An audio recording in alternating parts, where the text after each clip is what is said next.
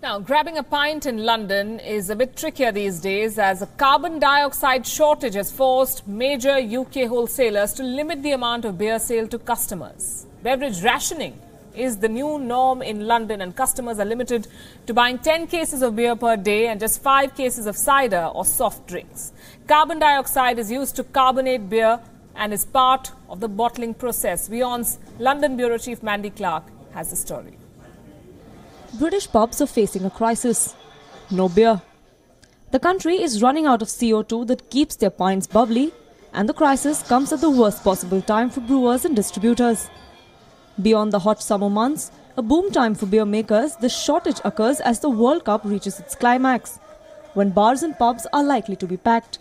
I think it's concerning. Obviously, we've phoned our suppliers and they've assured us that we're going to be okay, but then I'm reading different articles in the newspaper. I'm not really too sure of the ins and outs of it. A good customer of ours yesterday was in a golf club down in the country, and they actually had to stop serving beer because they'd run out of their last CO2. So he phoned the pub actually and asked me, is this going to affect us? And I said, at the moment, no. CO2 gas has been in short supply since producers cut back on production over the summer for maintenance work. Other suppliers suffered equipment failure at the same time, leaving just one plant in Britain in operation. The gas is difficult and expensive to import, hence pubs depend on local suppliers. But it's not just pints, it's pork too. Scotland's biggest pork producer says it's going to run out of the gas by the end of the week. They use it to stun animals before slaughter and also add it to packaging to extend shelf life. Even the drinks giant Coca-Cola had to halt production on its fizzy drink earlier this week because of the shortage. But for pub goers, it's all about the beer. Of course, they could always reach for a glass of wine, but for them, making a switch is not that easy.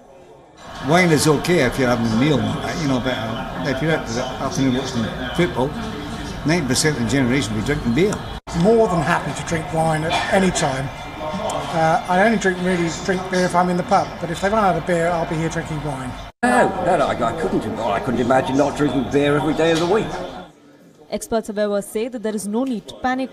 They say the CO2 supply should be back on track in a few weeks. Londoners would be hoping exactly for the same, so that the fizz in their favourite beer remains intact. With Mandy Clark in London, Poonam Burde for WION.